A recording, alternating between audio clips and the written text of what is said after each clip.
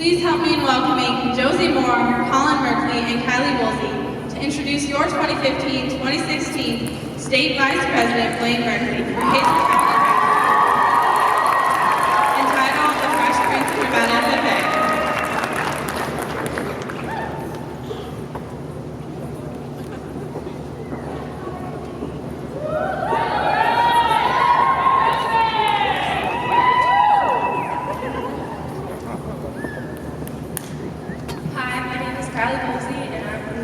County FFA chapter. This morning I will be speaking for two as a dear friend of Blane's, Garrett Archuleta, could not be here because he is in the Army. So this is his letter. Blane Patrick Merkley, let me begin by saying that I'd much rather be there in person tonight than having to write this letter to you. Though I have known Blane since we were little, guys in wrestling, we didn't really come close until halfway through sophomore year. From dairy judging to being chapter and zone officers to just going to Jerry's, where we would always try to make plans to do something, but always ended up back at your house watching movies until 3 a.m. There are not many fond memories I have that Blane is not a part of. When I look back at all we've done together, there are a select few stories I'd like to share. Junior year at UC Davis Field Day, we were all tired from judging 5 classes of cows and having 3 reasons to give. We were waiting for Blane to finish his last set of reasons. Between the 3 of us present, we were talking about a particularly vexing class of calves that we had given reasons on. None of our placings or reasons were the same. Then here comes Blane in his muck boots and goofy smile. We immediately asked how he placed that class. He just started giggling and replied, "Honestly, I was so lost that I just made stuff up." And I said that I put the mostly black calf on top because it gave chocolate milk. Another time, Blane, Josie Moore, and myself were driving past Salt Mountain Reservoir, or, well, what was left of it at that point. We somehow come to the conclusion that it'd be a good idea to drive around on the drive-up area of the lake bed. I was driving Blane's Jeep because contrary of how this story ends, we did not trust Blane's driving.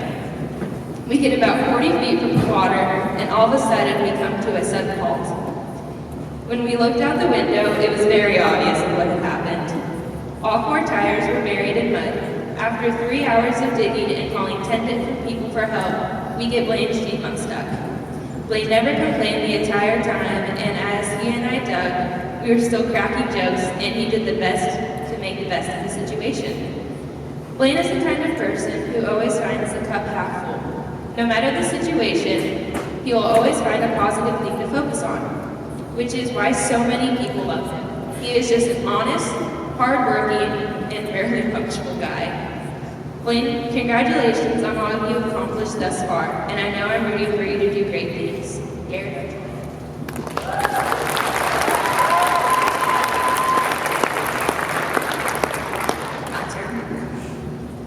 Blane to me goes by many names. Of course, Blane, Booty, Cactus, Peasant, Student Body President, State Vice President, and most importantly, a true friend of mine. We became friends when I was a freshman in high school. We were both in student council, and my first impression of him was that he was a total weirdo and that I'd have to become his friend. One of my favorite memories of Blane was when our friendship really blossomed. It was homecoming week at our high school, and we were putting on a movie night. We started having technical difficulties playing the movie, and everyone started to get kind of antsy. So Blane and I, being the not-so-shy people we were, started singing the song Boondocks. At that moment, I knew I'd have a friend forever, and, well, many others who had become deaf in the process. Another time was this past year. Garrett and I went over to Blane's house to help wash his pigs. We loaded them into the trailer and began the process. I'm not quite sure why, but Garrett got put in charge of the hose, and so every time Blane would bend down, Garrett would shoot him in the butt. And Blane storms out of the trailer, but then Garrett continued to just peek through one of the little holes and just would squirt him. And well, I thought it was pretty funny. And so after we were done, we started walking the pigs back to the pen. Needless to say, Blane ended up chasing them through a pasture. Blane has always been a big role model of me in my life. for me in my life. He brings qualities of willingness, enthusiasm, and positivity to everything he does. We may bicker like brother and sister, but I know I can go to him if I ever need anything. I am so extremely proud of everything you've accomplished, and I know that you will continue to make a difference in everything you do. Blane, you're not just a friend to me. You're like a very needy, very sassy older brother, and I love you very much.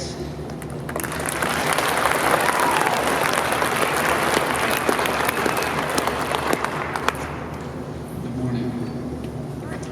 It is my privilege to be speaking in front of all of you this morning and to introduce this next individual. I will try not to take up too much time with this introduction, but anyone that knows this next young man knows any time that I don't use, he will make up for it. As you may or may not know, Blane's my little brother. I remember him as a young guy, walking around naked with nothing but his boots and cowboy hat, thus leading to his nickname, Boo, which my family and his close friends still call him today. I think he'll be 30 years old and it will still call him Boo. Might be a little awkward if he has a family by then.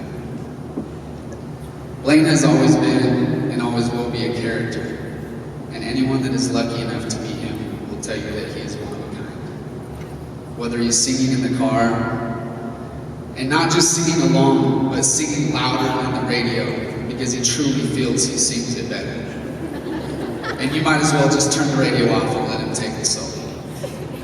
I'm sorry, Blane, of all the opportunities your future holds, singing is not one of them. I wrestled in high school and college and achieved numerous accomplishments that I was proud of. However, more importantly, I was hoping my younger brother was proud of me. His adoration meant more to me than any trophy or bracket. Nothing was more valuable to me then and now than being a role model to my little brothers. Wrestling took me to Arizona for college, and for the last 5 years, I've only been able to see Blane 3 to 4 times a year, and for a relatively short time. And even when I was home, he wasn't. I'd ask, "Where's Blane?" My mom would answer, "He's at a meeting," or "He's setting up for an event," or "He's at a leadership meeting." Before I knew it, I was flying back to school, and I wouldn't see him or Ryan again for a while. It hurt deep down because I knew they were growing up, and I was missing out on moments that I was going to look back on and wish I could have shared it with them, or been there for them when they needed advice or helping hand. However, through the years, it's been impossible to not see Blane mature into a respectable and hardworking young man. He has been more devoted to FFA than I have anything. He displays courage, work ethic, maturity, and respect for everything, from animals to elders and to agriculture. See, as it turns out, I'm the one that looks up to him. And I'm more than proud of him for everything he has accomplished on his own. He constantly surprises me with his responsibility and knowledge. I'm proud to call Blane my little brother, and I can't wait to see what the future holds for him, and I can't wait to be a part of it. Thank you.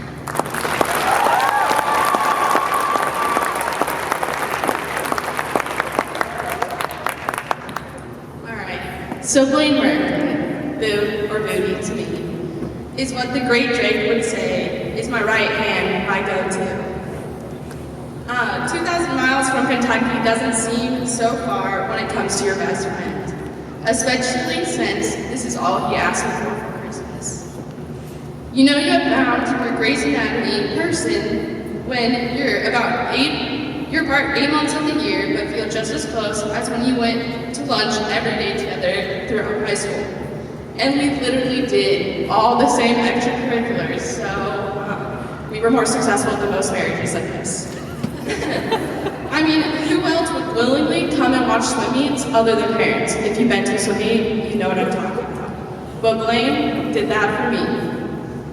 Ironically, our tie began when in the 5th grade, Blane beat me for student body secretary, which I'm still low-key salty about to this day, I'm not gonna lie.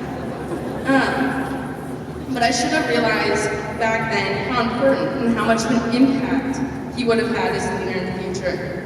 I'm literally in awe of Blane every day, and I'm so grateful that I have someone to push me to be better, and another great Draco.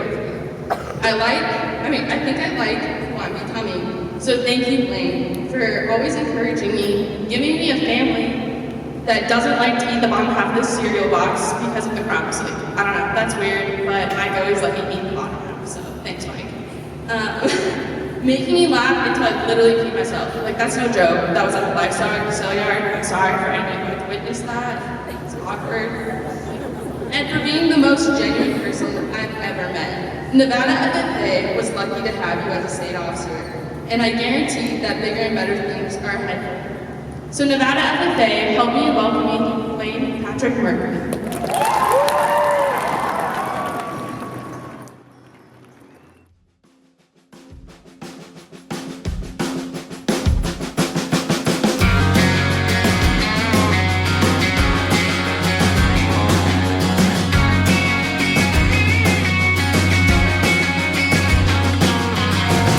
Voices ringing in my head. Is this the beginning or the end? I just don't know. I just don't know. It's hard to see the road too far ahead. When all the spark is gone and hope is dead.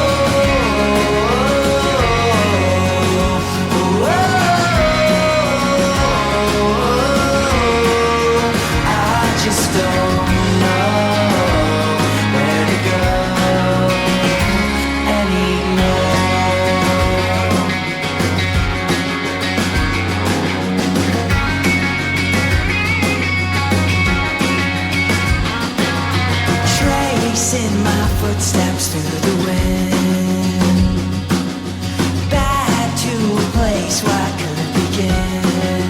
Where do I go? Where do I go? And if we carry on, my friends, we can make it to the end. I just don't.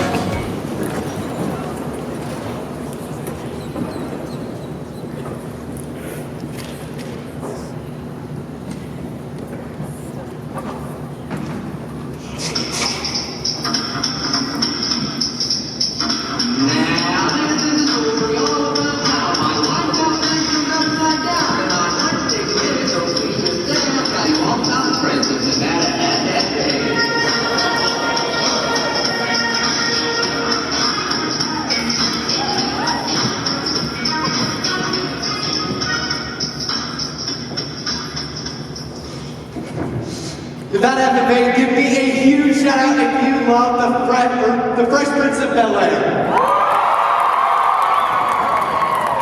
Let's go ahead and take a look at the lyrics of that first verse in the Fresh Prince of Bel-Air.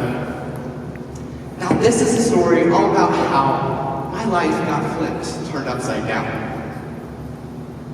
My life got flipped, turned upside down. Picture this. In high school, I was always game to dress up for Spirit Weeks, but I was no match for Giselle. Giselle would always be decked out in Spirit Week gear, especially on video game week day, on Mario Kart day, and in general, just any extreme school spirit day. You could catch Giselle sitting at the top row of the student section at any homeboys basketball or football game, cheering on my Greenway. However, Giselle never really fit into one crowd or the other in high school. Giselle has a learning disability. But it's her kind heart and her huge spirit that made her the champion of every single group on campus. Giselle was always one to uplift others. Anytime I would pass Giselle in the hallways, she would scream out, "Superman!" and give me the biggest hug. One week, Giselle had invited me to her birthday party, and immediately I said yes.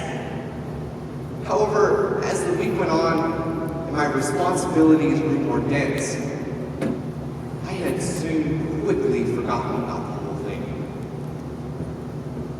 That wasn't until about 30 minutes towards the end of the party, I received a text from her asking if I was on my way.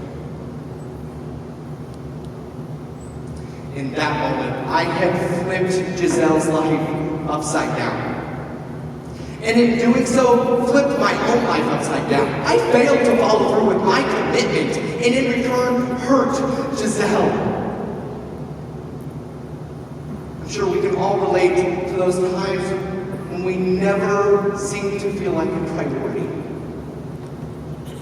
Or maybe in a different situation, where our ideas or opinions are seemingly on a one-way street with those who we thought cared.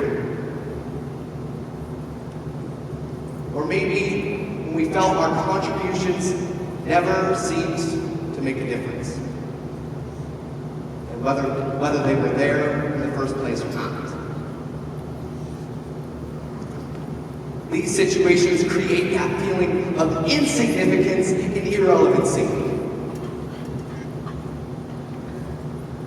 So what do we do if we find ourselves in these situations? Do we pout and curse the world for giving us such misfortune, ignorance, and forgetfulness? Or do we take a step back and realize that the world doesn't revolve around one person or the next? And that our own significance is the product of other significance.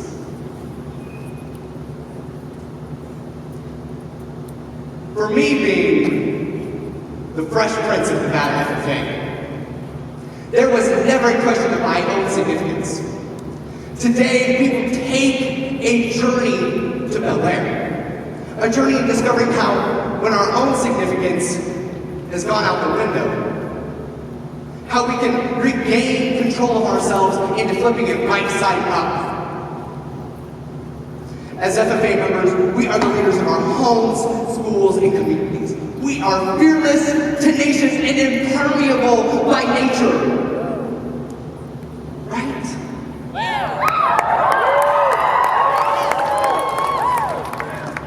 Nevada FFA, give me a huge shout out if you love success. For me, not fulfilling my personal relationships never fully defined my feelings of significance. My significance was always tied to my success. Success made me feel worthy. The ladder here represents what success looked like for me while I was in high school. Success was achieving various leadership positions, conquering new personal records in cross country, and getting that grand champion banner and buckle at the livestock show. I'm sure all of you can relate to striving for more and more success. For me, being on the ladder of success, I had quickly given the illusion that I was on top of the world.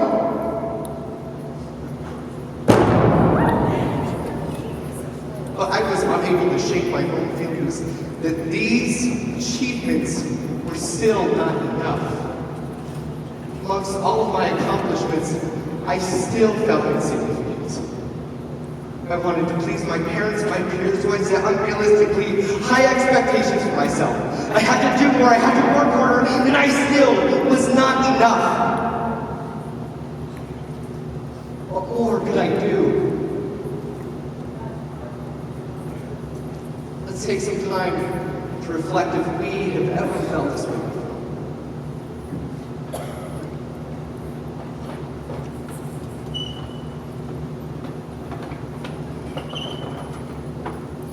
we're thinking about that situation we've ever felt insignificant before, perhaps we question ourselves and say, is it wrong for us to want to feel significant? I have a quick answer for you. No, it's perfectly healthy for us to feel significant. But why do we always feel this yearn to feel this significant emptiness within ourselves? We do this because we end up focusing so much of our time on achieving the best for ourselves, rather than achieving a better version of ourselves, and by uplifting others.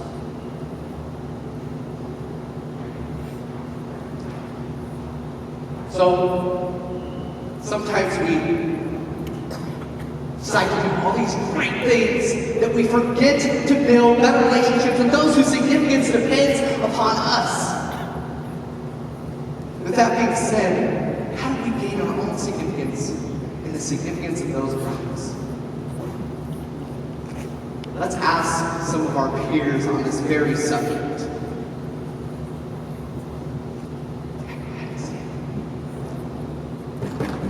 These are my volunteers, Bailey and Morgan. Give them a round of applause. We're just going to answer a couple questions for me.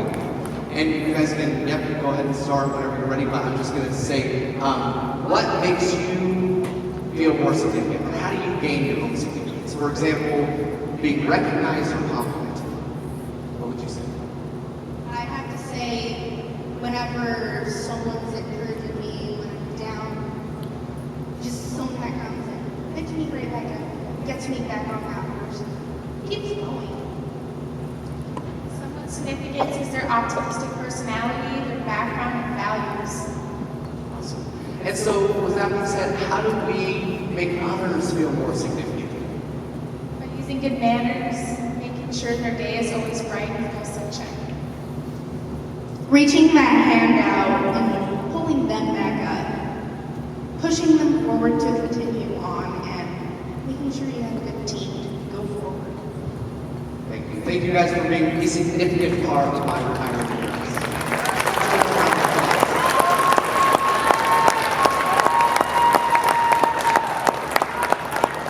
Just like Morgan and Bailey said, let's be better about not flipping others' lives upside down. I challenge you to be that driving force in making others feel like they are making a difference. If we do this, we can live by the golden rule, treat others the way you wish to be treated. And in return, we will gain our own significance. In high school, I felt insignificant because I was focusing so much of my time on achieving the best for myself. I neglected to share my skills and strengths with those whose significance depended on me. So here's what I did to gain my own significance. This year, I recognized others for their hard work and accomplishments because I would want the same from them. I put my team before myself for different opportunities and willingly volunteered for those less glamorous jobs. I put others before myself. Marianne Williamson said, if I choose to bless another person, I will always end up feeling more blessed. Let's think about that for a second. If I choose to bless another person, I will always end up feeling more blessed.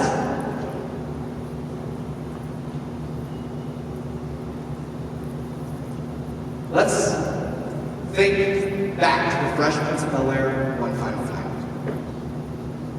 We can gain a lot from each other if we make a significant difference by uplifting ourselves and uplifting others anytime we feel like our lives have been flipped upside down.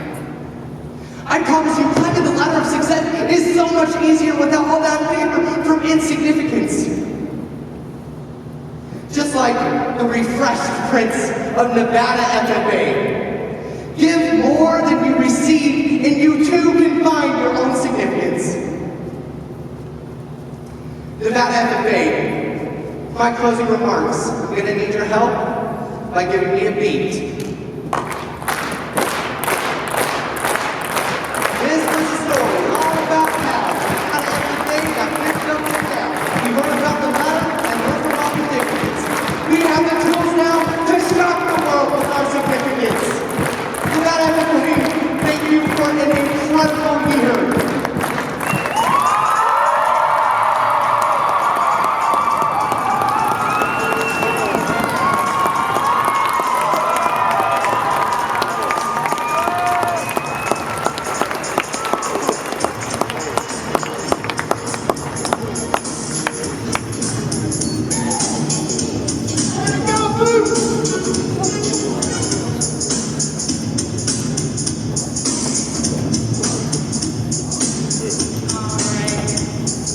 Blane. So this year you have definitely flipped all of our lives upside down. Literally, you definitely flipped your own life upside down when you flipped your car during your chapter visit. Anyway, chapter.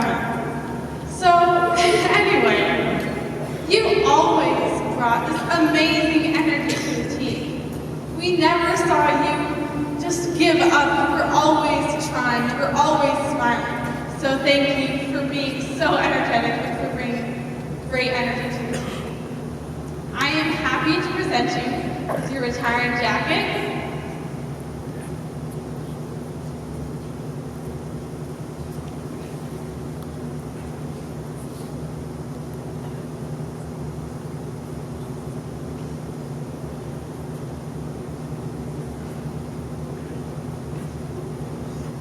And belt buckle.